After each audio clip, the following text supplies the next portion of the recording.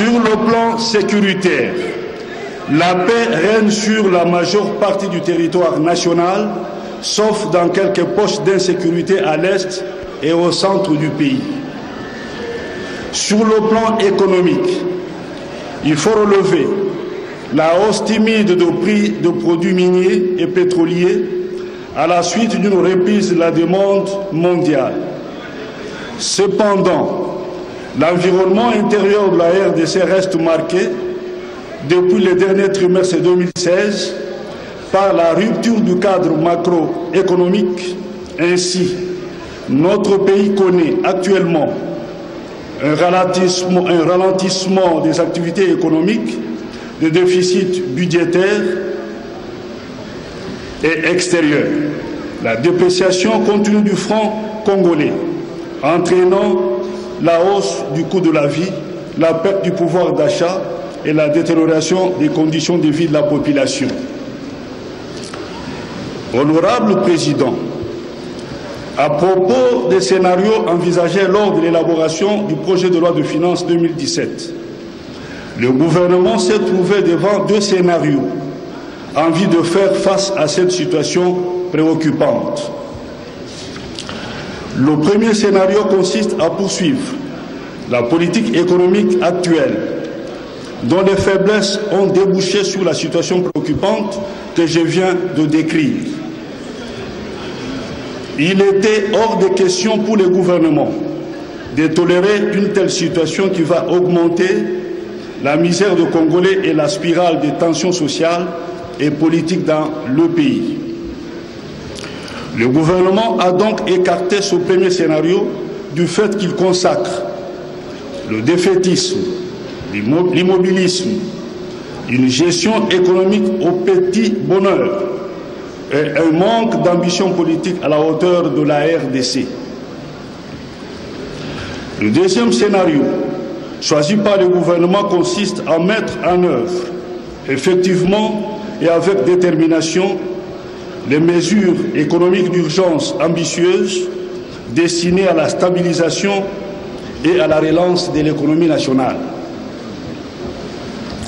J'ai exposé ces mesures devant l'Assemblée nationale dans le programme d'action du gouvernement et dans les réponses à vos préoccupations lors de l'investiture du gouvernement d'union nationale. Et comme vous le savez tous, le président de la République vient de réunir le gouvernement et a donné des instructions claires pour sélectionner les mesures économiques d'urgence à impact immédiat et visible et assurer leur mise en œuvre rapide et efficace dans le but de stabiliser et relancer l'économie nationale. Il n'est donc pas utile d'y revenir.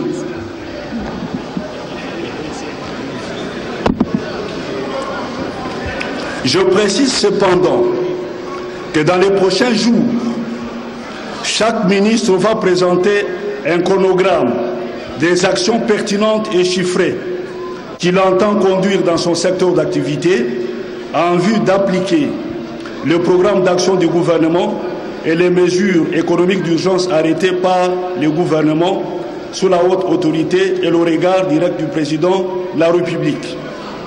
Ensuite, il recevra de la primature une lettre de mission reprenant les actions concernées à travers laquelle son action politique sera appréciée. C'est de cette manière que la culture du résultat sera renforcée dans la gestion des affaires de l'État dans notre pays. Pour ce qui est du scénario du programme d'action du gouvernement retenu, celui-ci propose un taux de croissance de 3,5%, un taux de change moyen de 1452 francs congolais pour un dollar américain et un taux d'inflation de 18% à fin 2017. En réalité, sur la base de l'inflation déjà réalisée aux 6 premiers mois de l'année, soit 13%, l'effort d'ajustement au dernier semestre aura pour effet de contenir l'inflation à 4,4%. Honorable Président, honorable membre du Bureau, honorable député, avant de présenter les contenus du projet de loi de finances 2017, je vais présenter à la meilleure attention de la représentation nationale l'état de l'exécution à la fin de l'année 2016 de la loi de finances rectificative de 2016. Les indications préliminaires avant reddition des comptes renseignent de recettes et de dépenses respectives de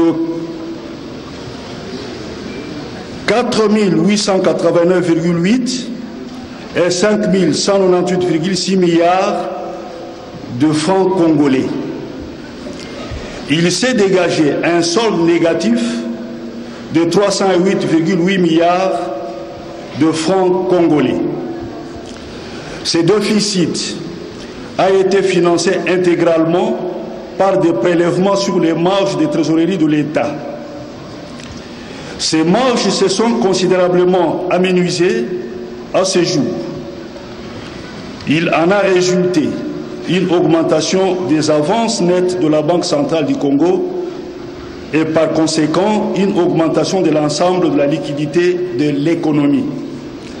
Cette situation est à la base des tensions observées sur le marché de change et des biens et services.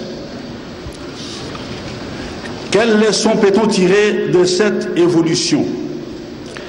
Par rapport à la loi de finances rectificative 2016, fixant les prévisions budgétaires annuelles à 6 694,5 milliards de francs congolais, le taux de réalisation de recettes s'est situé à 73%. Par contre, celui des dépenses s'est établi à 78%. En ce qui concerne l'exécution des crédits provisoires à la fin du mois de mars 2017, elle s'est clôturée avec un boni de 11,1 milliards de francs congolais. Il en résulte de recettes de 1061 milliards de francs congolais, rapprochés à des prévisions de 1673,6 milliards de francs congolais et des dépenses de 1050,7 milliards de francs congolais contre des prévisions de 1374,4 milliards de francs. Comme vous pouvez tous le constater à la lecture de ces chiffres, le problème fondamental des finances publiques de la RDC provient de l'insuffisance structurelle de recettes de l'État qui ont ainsi un impact négatif sur les dépenses publiques. Honorable Président, honorable membre du Bureau, honorable député, je vais aborder maintenant la question essentielle du contenu du projet de loi de finances 2017 que vous allez voter dans quelques jours. Il s'agit en réalité de traduire en termes de chiffres le programme d'action du gouvernement que vous avez déjà approuvé. Le cadrage macroéconomique du présent projet de loi de finances repose sur les éléments ci-après.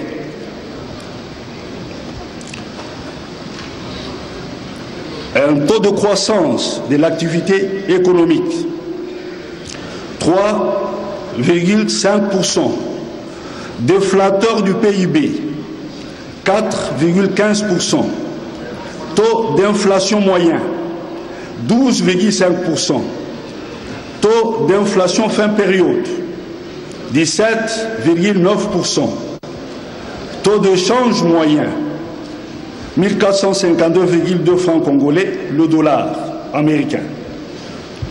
Pression fiscale, 13%. Produit intérieur brut en nominal, 47 431,8 milliards de francs congolais. Sur cette base, Le projet de loi de finances de l'exercice 2017 présente un budget en équilibre, en recettes et en dépenses, d'une hauteur de 11 301 milliards 343 655 581 francs congolais. Qu'en est-il du budget de recettes de ce projet de loi? Les recettes totales que je viens de renseigner proviennent du budget général à raison de 10 013,4 milliards de francs congolais et des budgets annexes et comptes spéciaux de 1 287,9 milliards de francs congolais. Le budget général est constitué de recettes internes de 6 166,1 milliards de francs congolais et de recettes extérieures de 3 847,3 milliards de francs congolais. Il y a lieu de noter que les recettes internes comprennent respectivement les recettes de douane et assises,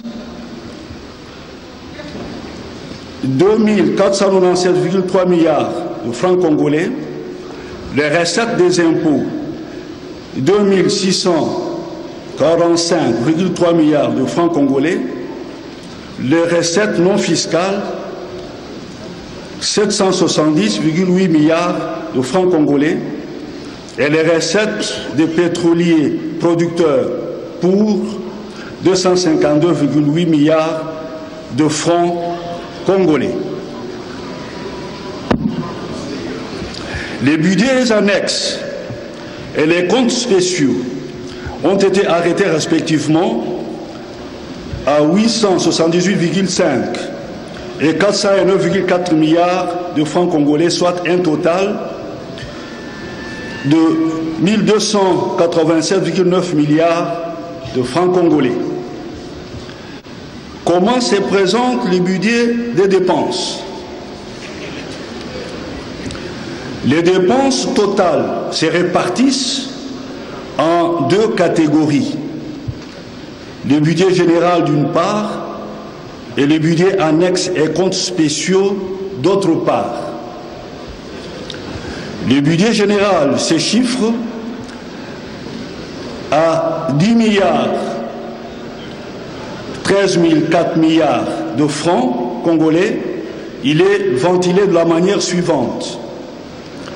Les rémunérations pour un import de 2160,4 milliards de francs congolais, soit une augmentation de 9% par rapport à l'enveloppe de 2016, fixée à 1982 milliards de francs congolais.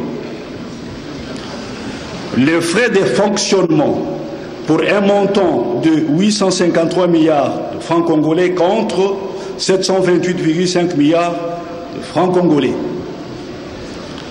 La dette publique et les frais financiers pour 336,7 milliards de francs congolais comprenant les remboursements du principal et des intérêts aux créanciers tant extérieurs qu'intérieurs. On s'est compris les intérêts sur la créance titrisée de la Banque centrale du Congo. Les transferts et subventions de 938,6 milliards de francs congolais, dont notamment 288,9 milliards de francs congolais pour la rétrocession aux régies financières, 240 milliards de francs congolais pour les transferts aux provinces et entités territoriales décentralisées, et 150 milliards de francs congolais pour les interventions économiques, sociales et culturelles. Les investissements pour 4 518,2 milliards de francs congolais. Les dépenses exceptionnelles pour 1206,5 milliards de francs congolais, dont 1169 milliards de francs, soit 764 millions de dollars, sont destinés aux opérations électorales. Les budgets annexes et les comptes spéciaux des dépenses sont à la même hauteur que leurs recettes. Honorable Président, la question fondamentale qui vient à l'esprit de tout le monde est de savoir si les cibles fixées en matière de recettes et de dépenses reflètent les politiques annoncées lors des discours d'investiture. Concernant la politique fiscale, le gouvernement se propose de porter le taux de pression fiscale à 13% contre 10% en 2016. Il faut préciser ici que la moyenne africaine au sud du Sahara se situe à 18%. Pour atteindre le niveau de 13%, le gouvernement ne compte pas augmenter les taux d'imposition des contribuables du fait que certains contribuables sont déjà surimposés. Le gouvernement entend plutôt élargir l'assiette fiscale en luttant contre la corruption, la fraude et l'évasion fiscale et douanière, faisant respecter la réglementation en matière d'enlèvement d'urgence, appliquant des actions positives et négatives visant des responsables de régie financière, conditionnant la qualité de fournisseurs et prestataires des services de l'État à la présentation de l'attestation fiscale en cours de validité, intégrant les systèmes informatiques de régie financière et en mettant en place la chaîne automatisée de la recette, exploitant au mieux les résolutions praticables du séminaire sur le coulage de recettes, mettant un terme au mieux les résolutions praticables du séminaire sur le coulage de recettes, mettant un terme aux interventions des tiers dans les opérations de dédouanement des marchandises, luttant efficacement contre les tracasseries et les interférences de tout genre, améliorant le climat des affaires. Honorable Président, certaines personnes pourraient être tentées de qualifier d'irréaliste ce budget de recettes de la loi de finances 2017 en posant la question légitime de savoir où et comment l'État va trouver tout cet argent. Tout d'abord, la RDC possède un potentiel considérable en matière fiscale qui n'est pas capté par les administrations compétentes. Ce manque à gagner est le fait notamment de la corruption, de la fraude et de l'évasion fiscale. Un contrôle fiscal rigoureux, assorti de sanctions sévères et exemplaires, peut permettre de recouvrer l'impôt éludé.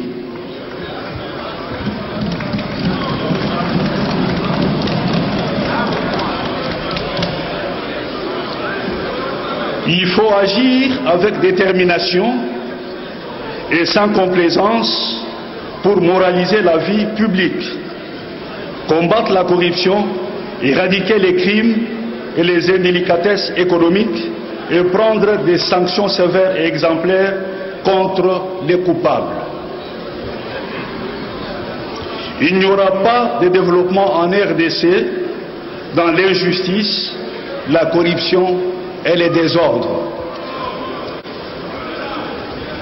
Le président de la République a donné des instructions claires au gouvernement et il y veillera personnellement pour assurer la mise en œuvre rapide de toutes les mesures économiques d'urgence en vue de stabiliser et relancer l'économie nationale.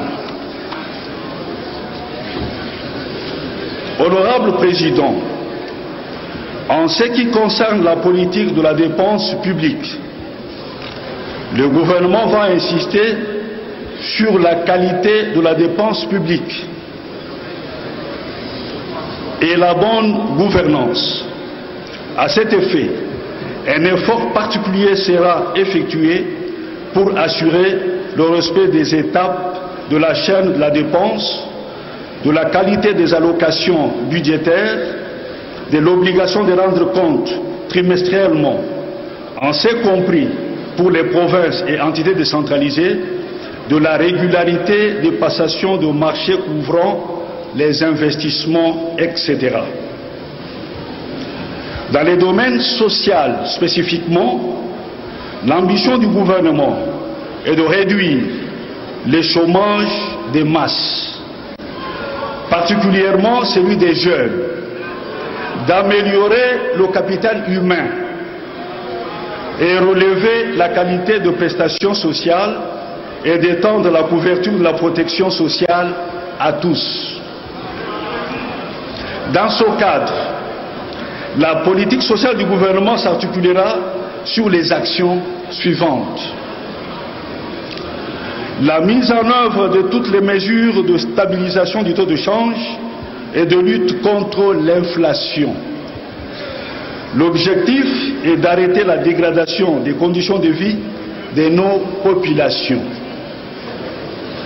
L'application progressive des politiques sectorielles et des réformes structurelles susceptibles d'impulser la croissance et de profiter des vents favorables de la conjoncture internationale.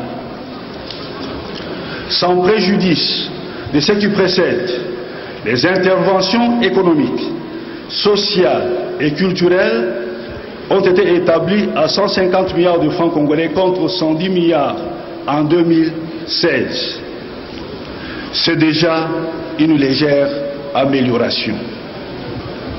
Par ailleurs, en sus de la garantie de régularité de la paye et de l'augmentation attendue de 9% de l'enveloppe des rémunérations, le reliquat de la paye, arrêté à ce jour à 79 milliards de francs congolais, sera utilisé pour résorber la baisse du pouvoir d'achat des fonctionnaires et agents de l'administration publique. En outre, le projet d'encadrement des jeunes, mères et jeunes filles désœuvrées, bénéficiera d'une enveloppe de 50 milliards de francs congolais dans le cadre du dividende démographique. Enfin, le projet des incubateurs pour la formation des jeunes, self-made men, sera effectivement lancé au cours de cette année avec l'appui de partenaires bilatéraux. Ces interventions pourraient sembler modestes au vu de l'immensité du pays, mais c'est une première étape vers une plus grande intervention à l'avenir. Honorable Président, dans les domaines de la création de richesses, l'enveloppe pour les investissements a été arrêtée à 4 518,2 milliards de francs congolais contre 1 135,5 milliards de francs congolais en 2016.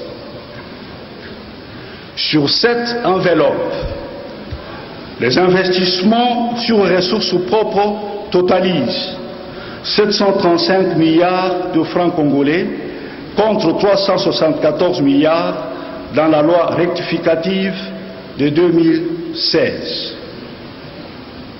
Le gouvernement entend porter une attention particulière sur l'obligation de rendre compte de l'exécution, tant financière que physique, des projets des investissements. Il en va de même de la constitution des groupes thématiques appelé à faire le point sur les déboursements de partenaires au développement, conformément aux prévisions communiquées lors de l'élaboration du projet de loi de finances. Honorable Président, les élections occupent une place de choix dans le budget. Sur les ressources propres, le gouvernement entend débourser 1169 milliards de francs congolais pour l'organisation de 3 scrutins prévus d'ici la fin de cette année. Nous attendons des partenaires au développement des apports financiers et techniques à convenir avec le gouvernement. Honorable Président, honorable membre du bureau, honorable député, le budget de l'État sur ressources propres est certes le principal moyen pour financer le programme d'action du gouvernement. Mais ceci ne permet pas, dans les conditions actuelles, de couvrir tous les besoins de développement de notre pays. C'est pour cette raison que nous allons recourir à la mobilisation de l'épargne intérieure et à la coopération internationale multilatérale et bilatérale. Le gouvernement entend obtenir des financements internes et externes à des conditions concessionnelles, tant auprès de partenaires traditionnels que non traditionnels. Dans ces contextes, le gouvernement d'union nationale s'engage à poursuivre des discussions avec les partenaires bilatéraux traditionnels ainsi qu'avec les partenaires multilatéraux tels que le Fonds monétaire international, la Banque mondiale, la Banque africaine de développement, l'Union européenne. Je vous signale à ce sujet que la délégation du Fonds monétaire international vient d'arriver à Kinshasa après plusieurs années d'absence. Nous examinerons avec cette grande institution financière internationale la possibilité d'obtenir, dans les délais le bref possible, un soutien à la balance de paiement et des appuis budgétaires en faveur de notre pays pour lui permettre de faire face à la situation économique et sociale actuellement préoccupante. Le gouvernement s'emploiera également à renforcer les relations avec les partenaires non traditionnels, mais sur la base des principes de concessionnalité, de prêt et de soutenabilité de la dette. Le gouvernement s'engage aussi à améliorer le climat des affaires de manière à encourager la formation de l'épargne intérieure, à attirer les investissements directs étrangers et à faciliter la mise en œuvre du partenariat public-privé pour lequel un projet de loi a déjà été déposé à l'Assemblée nationale. Enfin, le gouvernement s'adresse à nos compatriotes de la diaspora dont les apports en termes de financement du développement de notre pays sont attendus. D'ores et déjà, le gouvernement travaille à mettre en place une banque offshore des Congolais de l'étranger. La base institutionnelle de la collecte de l'épargne nationale et de la distribution s'en sera plus que élargie, et ce sera un plus pour le pays. Ainsi, les sources de financement du programme d'action du gouvernement, hormis les moyens budgétaires exposés dans le projet de loi de finances, peuvent être étendues aux interventions et initiatives privées bien structurées et canalisées. La croissance économique soutenable et génératrice de transformations structurelles pour le développement est à ce prix. Honorable Président, je viens de vous présenter l'économie du projet de loi de finances 2017 soumis ce jour à l'approbation de votre auguste Assemblée.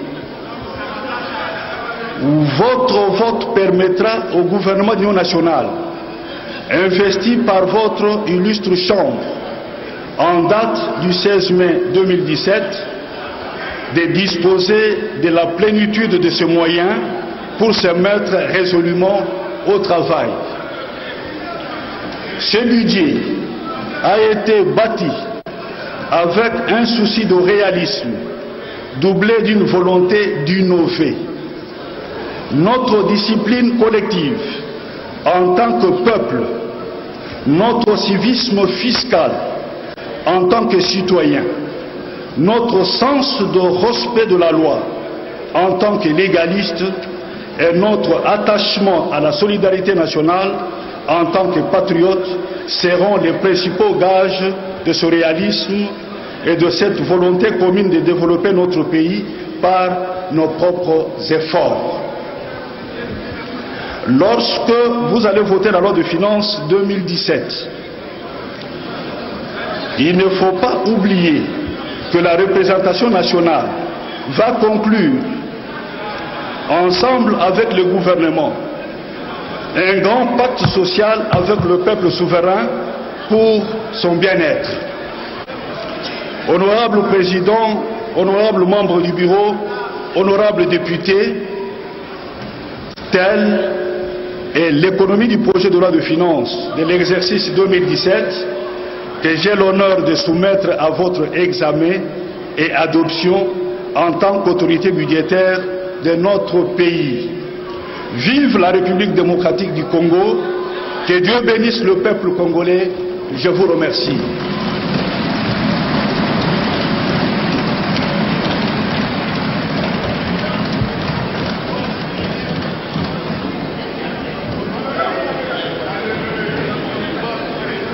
Nous remercions Monsieur le Premier ministre. À présent, je soumets ce projet de loi à débat. Honorable Président, nous devons éviter la crise politique.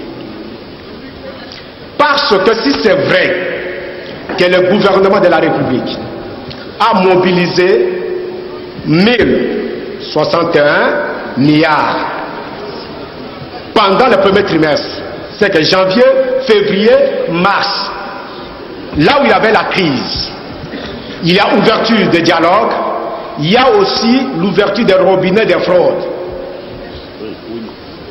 Ce qu'on a mobilisé, si c'est vrai, ça peut représenter 40%, honorable Président. C'est connu de tout le monde. L'honorable Nzai qui cherche à devenir Premier ministre, même s'il a 40 conteneurs à Mahagi, pendant le dialogue, on peut faire passer ça sans payer un frais. Mais là où je ne suis pas tellement d'accord avec le gouvernement a mobilisé 1061 milliards pour dépenser 1050 milliards en dégageant les soldes positifs de 11 milliards. Mais nous connaissons quand un document arrive à la banque, il n'y a pas l'argent pour payer. Là, il y a un problème. Est-ce que c'est vrai? De deux, honorable Président, le budget présenté par le gouvernement, c'est un budget qu'on peut réaliser facilement. Très facile.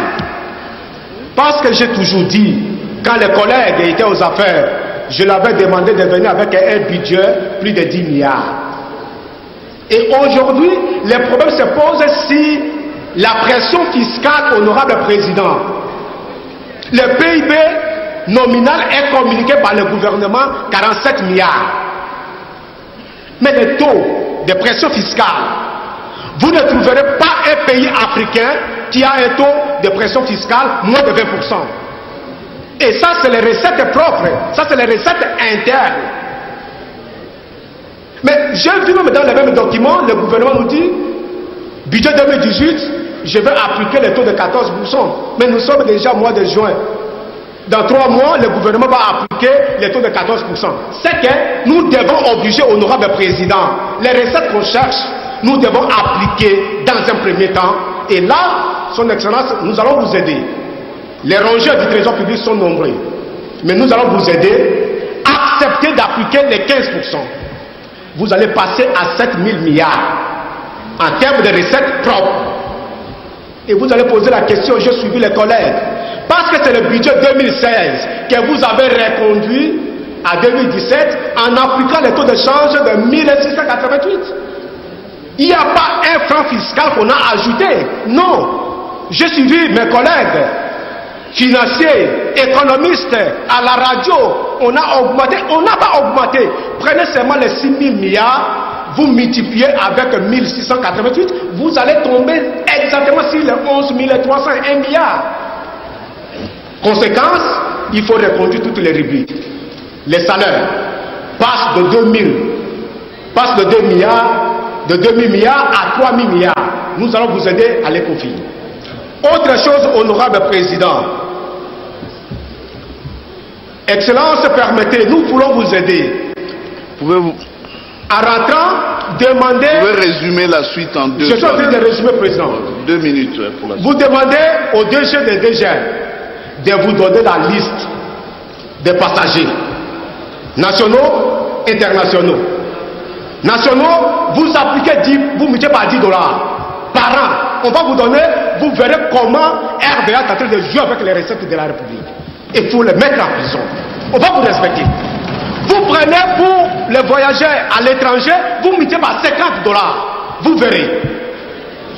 Et quand vous multipliez, on va vous communiquer autant des Congolais qui ont fait des voyages. On va vous communiquer ça. Vous appliquez ça, c'est des calculs de l'école primaire. Le nombre de passagers, vous mettez par 50 pour les étrangers, vous mettez par $10 pour les nationaux. Vous verrez. Vous allez crier. L'argent ne manque pas dans mon pays. Et il y a les dossiers au GFR. 22 millions de dollars. Demandez à la DGI de vous donner la liste de ceux-là qui ont consommé à la source les hyper.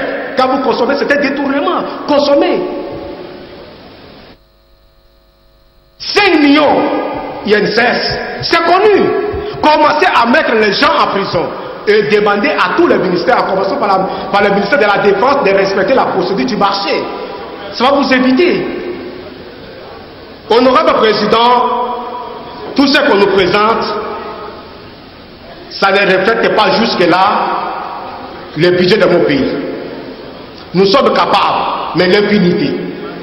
Et quand on vous a présenté, le gouvernement dit avoir réalisé 40 000 milliards en termes de PIB nominal. Le PIB nominal, ce n'est pas comme les salaires qui n'est pas annexé. Vous devriez convertir ça, ça devrait vous donner... Conclusion, s'il vous plaît. Je termine, président. Vous serez actif à l'ECOFIN. Conclusion. D'abord, si l'excellence comprend, moi j'insiste sur le taux de pression fiscale. Ça c'est pour nous. Là, nous n'avons pas besoin de l'étranger, mais nous avons besoin de nos recettes. 15%, excellence, dites que c'est 15%. Nous viendrons même comme Nicodème pour vous aider. J'ai dit. Merci. Et dernier intervenant, le collègue Passisa Pamba. Collègue, on avait dit 3 intervenants. Je ne peux pas faire exception, sinon je devrais accorder la parole finalement à tout le monde. Il y a une motion, soyons disciplinés. Vous avez la parole, mon collègue Passisa Pamba, pour 5 minutes au plus. Merci beaucoup, honorable président. Je veux juste enchaîner là où mon collègue qui était là vient de s'arrêter, parce qu'il a développé ce qui intéresse le Premier ministre au plus haut point en ce qui concerne le budget de l'État. Si les collègues qui nous ont précédés ont dit que le budget était irréaliste, moi je ne souscris pas à cette thèse. J'aurais aimé que les ambitions du Premier ministre et de son gouvernement aillent au-delà des chiffres proposés. Nous devons être ambitieux et pour cette raison-là, le Premier ministre a notre soutien. Mais la petite inquiétude est celle de savoir s'il est réellement vertébré et s'il a suffisamment le moyen de s'attaquer à ces microbes-là qui rongent et qui fait qu'il y ait coulage des recettes. On ne manque pas l'argent dans ces pays, honorable président. Je prends un petit exemple de la DGM, parce que les collègues ont parlé de la RVA. Vous vous rendrez compte que les Chinois et les autres expatriés qui viennent ici avec des visas de touristes et qui travaillent dans les mines, et les manques à gagner pour le trésor public, pour ce cas précis. Cet expatrié-là qui vient avec le visa de touriste, il n'achète pas la carte de travail. Or, dans le domaine de mine, cette carte de travail coûte 2800 $ dans le secteur minier. Il ne paye pas l'impôt professionnel sur les rémunérations. Il ne paye pas l'impôt sur la rémunération des expatriés. Il ne paye pas les cotisations sociales. Et après, on se plaint que l'État n'a pas l'argent. Imaginez un peu le manque à gagner. Au moment où je vous parle, honorable président, il a suffi seulement d'un petit contrôle de routine auprès d'une seule entreprise. Je peux me permettre de la citer, KCC. Il a suffi qu'on jette un coup d'œil sur les quelques expatriés, sur le dossier de la PNAC, le réseau des parlementaires africains contre la corruption. Un petit constat seulement, 80 millions de $ pour une seule entreprise qui concerne seulement les impôts sur les rémunérations des expatriés. Vous vous rendez compte que l'argent dans ces pays, c'est pour un groupe d'individus et les autres ne veulent pas travailler pour que cet argent soit orienté vers les comptes du Trésor. Monsieur le Premier ministre, la TVA,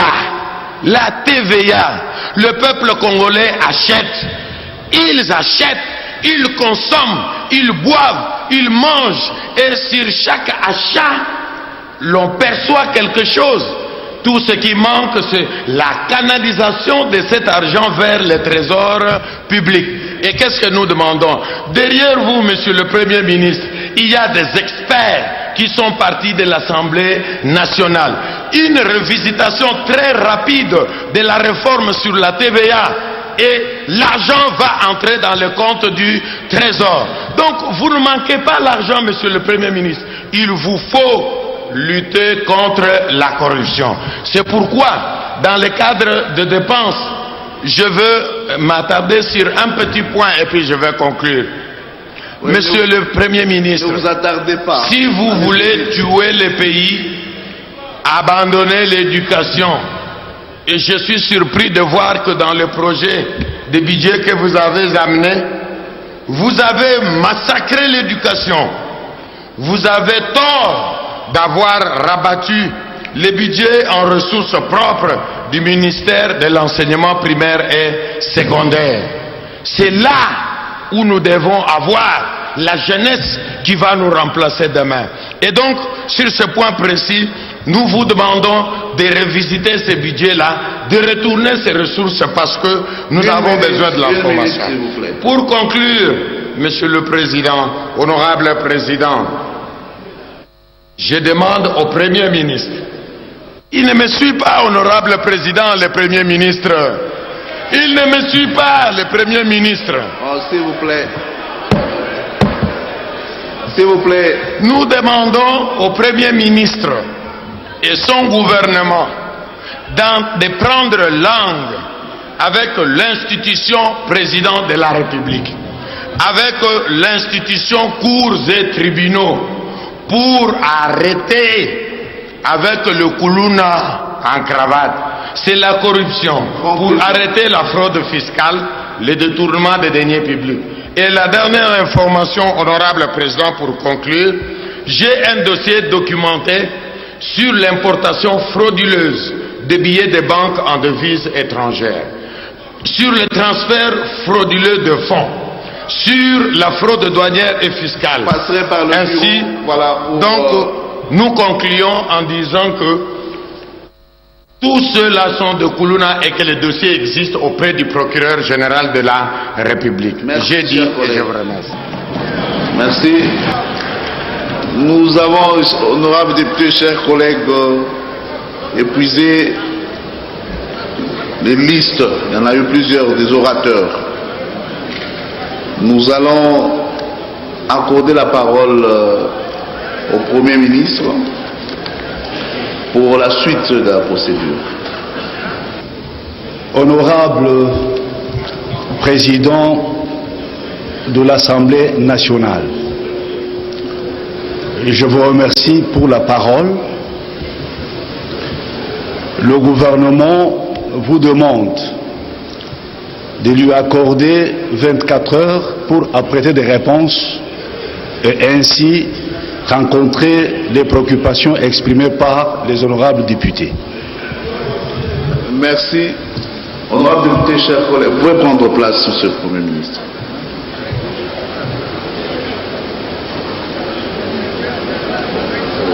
Honorables députés, chers collègues, compte tenu de la contrainte temps, parce que nous sommes un Parlement bicaméral et nous souhaitons vivement adopter ce budget avant le 15 juin.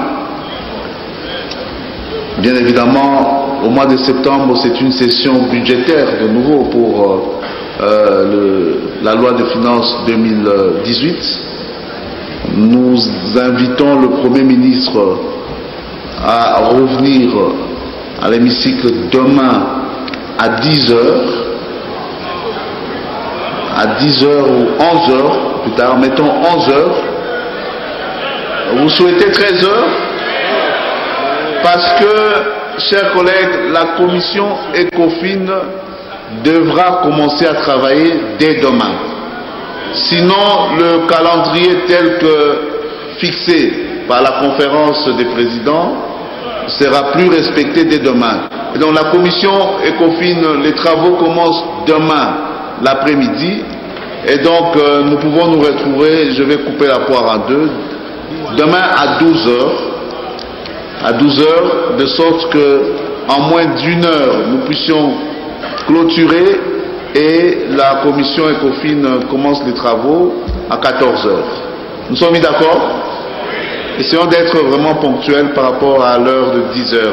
Sur ce, je voudrais d'abord féliciter et remercier le Premier ministre de sa disponibilité et sa participation active à cette séance. Je l'invite, lui, les vice-premiers ministres, les ministres d'État, les ministres délégués et les vice-ministres à prendre congé de l'hémicycle. Doris Mozasuka, Premier ministre et Mokambi gouvernement, a outi ko senge mokolo moko elinko batea kende ko lengele biyano biso pote akokabongo ko PCR na ba député baye bazali ba toma ya peuple congolais lobi lisusu ngonga ya zomi na mibale ndeto kozonga awa au palais du peuple. Oui, Sylvie Solange Liaté, comme tu viens de le dire, le Premier ministre a sollicité auprès des élus du peuple de revenir, de lui accorder 24 heures pour répondre aux préoccupations de députés nationaux. Cela lui a été accordé. Donc le Premier ministre et tout son gouvernement sera ici demain autour de 2h, autour de 12h, et il y aura plénière. Et le Premier ministre va préparer les réponses pour répondre aux préoccupations des députés nationaux. Aksanti Doris Mozo, ni kusema kwamba tunaona kama vitamu vigawie ndio kabisa tunafika mwisho wa kilele cha leo. Waziri Mkuu Bruno Tshibala anaweza kuomba kabisa, aliomba wampatie siku moja kwa jinsi yeye kujibu kabisa katika maulizo yote aliyoulizwa katika kilele hicho kuhusu tu bajeti ya mwaka wa 2017. Ndio bajeti hiyo aliweza kusemea katika vipindi vine ya kusema kwamba kazi ambayo atafanya kuhusu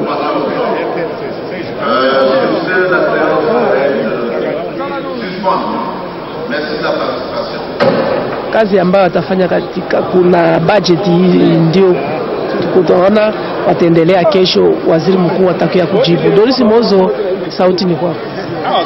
Voilà, chers téléspectateurs, nous sommes arrivés à la fin de cette plénière. Nous nous retrouverons demain au cours de la plénière qui va débuter à 12h où le Premier ministre va venir répondre aux préoccupations des députés nationaux en ce qui concerne le budget, la loi budgétaire exercice 2017. Au nom de toute l'équipe, nous vous remercions et nous nous retrouvons demain. À vous l'antenne. Je